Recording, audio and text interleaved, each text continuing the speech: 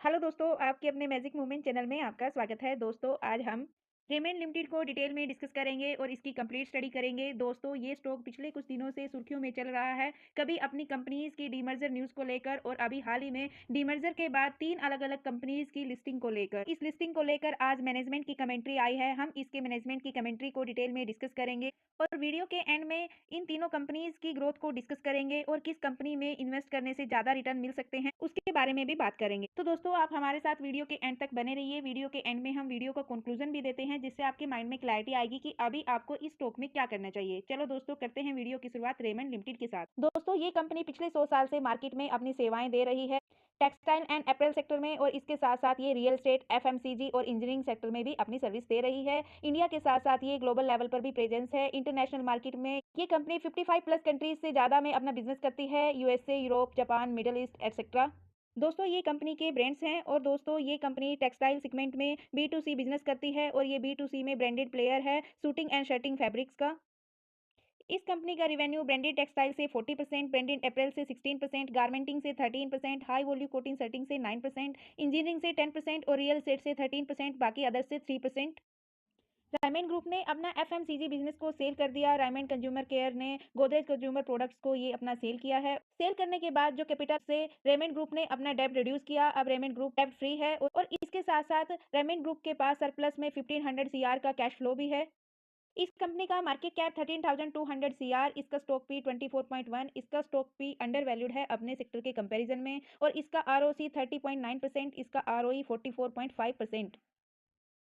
दोस्तों, इस कंपनी का रिवेन्यू 2020 में 6,482 सीआर का था, जो अभी बढ़कर 9,019 सीआर का हुआ। और दोस्तों, ये कंपनी 2021 से अपने रिवेन्यू को कंटिन्यूसली ग्रो कर रही है और इस कंपनी का नेट प्रॉफिट 2020 में 50 सीआर का था। 2021 में लॉस में गई कंपनी और 2021 के बाद कंपनी ने अपने लॉस को भी रिकवर किया और साथ में कंटिन्यूसली ग्रो भी किया। अब इस कंपनी का नेट प्रॉफिट 649 सीआर है। तो overall company Y on Y basis पर कंटिन्यूसली ग्रो कर रही है, जो कि कंपनी के लिए एक पॉजिटिव पॉइंट है। दोस्तों, अब हम कंपनी के एसेट्स को डिस्कस करते हैं। येलो कलर की लाइन एसेट्स की लाइन है और ब्लू कलर की लाइन लायबिलिटीज की लाइन है। दोस्तों, कंपनी के पास 2021 में 5,380 सीआर के एसेट थे, जो अभी बढ़कर 8,449 सीआर के हुए। यहाँ पर कंपनी अपने एसेट को भी कंटिन्यूसली ग्रो कर रही है। और दोस्तों, अब हम चेक करेंगे कंपनी के शेयर होल्डिंग पैटर्न को। दोस्तों, यहाँ पर जो ब्लू कलर की लाइन है ये होल्डिंग्स की लाइन है और जो इसके साथ ग्रीन कलर की लाइन है ये प्रमोटर्स के प्लस शेयर होल्डिंग्स की लाइन है। दोस्तों, यहाँ पर 2023 में जून क्वार्टर में प्रमोटर्स की होल्डिंग 49.11% थी, जिसमें से 21.86% इसके शेयर्स प्लेज में थे। तो प्रमोटर्स की ये होल्डिंग मार्च 2024 तक कांस्टेंट रही, लेकिन जून क्वार्टर में प्रमोटर्स ने स्लाइटली प्रॉफिट बुकिंग की और साथ में जो इसकी प्लेज होल्डिंग्स है वो भी डिक्रीज हुई। अभी इसकी प्लेज होल्डिंग 11.96% और टोटल प्रमोटर होल्डिंग 49.01%।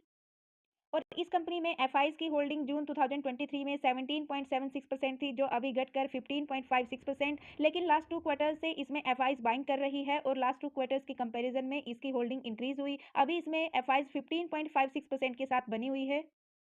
और इस कंपनी में डीआईज की होल्डिंग कंटिन्यूसली इंक्रीज हो रही है 2023 के जून क्वार्टर से, यानी इस कंपनी पर डीआईज का पूरा ट्रस्ट है और वो अपनी होल्डिंग को कंटिन्यूसली इंक्रीज कर रही है। और पब्लिक की होल्डिंग जून क्वार्टर 2023 में 27.62% थी, जो अभी घटकर 26.1%। यहाँ पर पब्लिक ने लास्ट 2 क्वार्टर से कंटिन्यूसली प्रॉफिट बुकिंग की। और अदर्स जून 2023 में 0.01% थे, जो अभी बढ़कर 0.04% हुए। जून क्वार्टर में अदर्स ने भी अपनी होल्डिंग को इंक्रीज किया लास्ट क्वार्टर्स की कंपैरिजन में। हम चेक करेंगे कंपनी का डिविडेंड पे आउट परसेंटेज और साथ में इसके सीएजीआर। कंपनी 2022 में 8% का डिविडेंड पे आउट करती है, 23 में 4% और 24 में भी 4%। और कंपनी के स्टॉक प्राइस की सीएजीआर में डबल डिजिट की ग्रोथ है। लास्ट ईयर के स्टॉक प्राइस की सीएजीआर 59% के हैं, यानी इसका स्टॉक 59% के साथ अप गया। और कंपनी की सेल डाउन गई लास्ट ईयर -6%। और कंपनी के प्रॉफिट ग्रोथ के सीएजीआर जो डबल डिजिट की ग्रोथ दे रहे थे वो भी लास्ट ईयर नेगेटिव में गए -7%।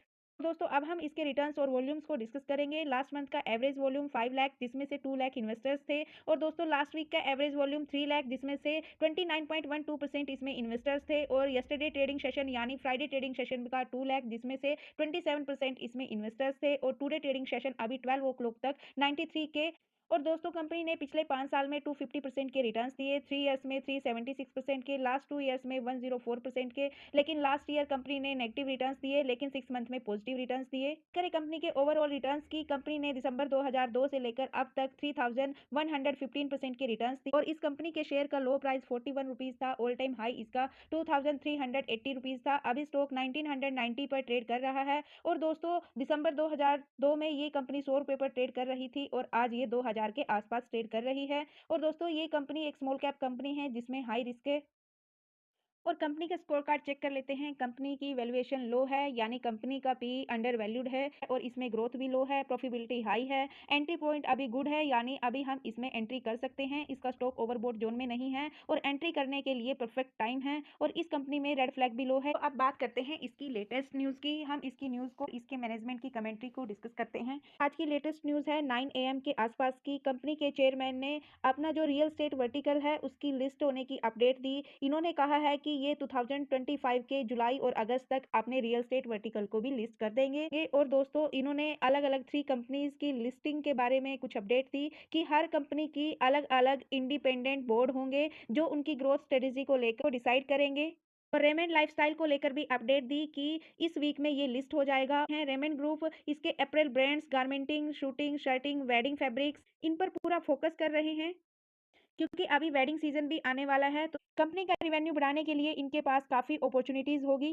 तो इन्होंने प्रॉफिट मार्जिन 15 टू 20% ग्रो करने की एक्सपेक्टेशन की और साथ में अपना एक्सपेंशन प्लान भी शेयर किया। 800 से लेकर 900 स्टोर ओपन करेगा आने वाले नेक्स्ट 3 इयर्स में, जिससे इसका जो प्रॉफिट मार्जिन है वो डबल हो सकता है। और साथ में इन्होंने इंटरनेशनल लेवल की भी बात की कि यूएसए मार्केट की इथियोपिया में ये ऑलरेडी अपने सर्विस दे रहे हैं। इसके साथ-साथ ये सऊदी अरब और मिडल ईस्ट में भी अपने 50 आउटलेट इंक्रीज़ करने की तैयारी कर रहे हैं क्योंकि इंडियाज़ की काफ़ी पॉपुलेशन इन कंट्रीज़ में रहती है। और साथ में सीएमडी ने अपने स्टेटमेंट में कहा कि बांग्लादेश क्रेसिस का भी बेनिफिट उठा रही है ये कंपनी। और दोस्तों बांग्लादेश क्रेसिस का बेनिफिट सभी टेक्सटाइल सेक्टर्स की कंपनी उठा रही है। और दोस्तों हमने टेक्सटाइल सेक्टर की the best small cap stock series बनाई हुई है जिसमें हमने 6 टू 7 कंपनीज को अलग अलग से डिस्कस किया हुआ है। दोस्तों अगर आप भी टेक्सटाइल सेक्टर की बेस्ट पेनी स्टॉक में इन्वेस्ट करना चाहते हो तो दोस्तों आप चैनल पर टेक्सटाइल सेक्टर सीरीज की कंपनीज को स्टडी कर सकते हो और चैनल पर आपको इनकी इजीली प्लेलिस्ट मिल जाए। और दोस्तों अगर आपके इस सेक्टर से लेकर अलग से कोई सुझाव हो तो प्लीज़ वो भी आप मुझे कमेंट कर सकते हो। और साथ में इन्होंने रियल एस्टेट वर्टिकल बिजनेस को लेकर भी अपडेट दी कि इस बिजनेस में हमारी एक्सप्लोसिव ग्रोथ है, यानी विस्फोटक ग्रोथ है क्योंकि कंपनी 4 प्रोजेक्ट्स पर काम करेगी जीएस सीरीज में। साथ में third listed company engineering auto segment में भी इन्होंने अच्छी ग्रोथ की उम्मीद की। तो दोस्तों हमने मैनेजमेंट की कमेंट्री को भी डिस्कस किया, इसके फंडामेंटल्स को भी देखा। कंपनी के फंडामेंटल्स स्ट्रॉन्ग है, कंपनी अब डेब्ट फ्री भी हो चुकी है और साथ में कैश फ्लो भी है। और रेमंड ग्रुप अपनी अलग अलग 3 कंपनीज के साथ मार्केट में आ रहा है। 3 कंपनी इसकी लिस्ट हो रही है जिसमें इसकी तीनों कंपनी में अलग अलग ग्रोथ की अपॉर्चुनिटीज है। तो दोस्तों इसकी मैनेजमेंट की कमेंट्री का कंक्लूजन कि अभी इसका जो रेमंड लाइफस्टाइल यानी टेक्सटाइल एंड अपैरल सेक्टर का जो बिजनेस है उसमें काफ़ी अच्छी ग्रोथ हो सकती है आने वाले टाइम में क्योंकि वेडिंग सीजन भी है, फेस्टिवल सीजन भी है और साथ में वो अपने स्टोर्स भी इंक्रीज कर रहे हैं। और दोस्तों इसके साथ साथ रियल इस्टेट में भी उन्होंने बम्पर ग्रोथ की एक्सपेक्टेशन की।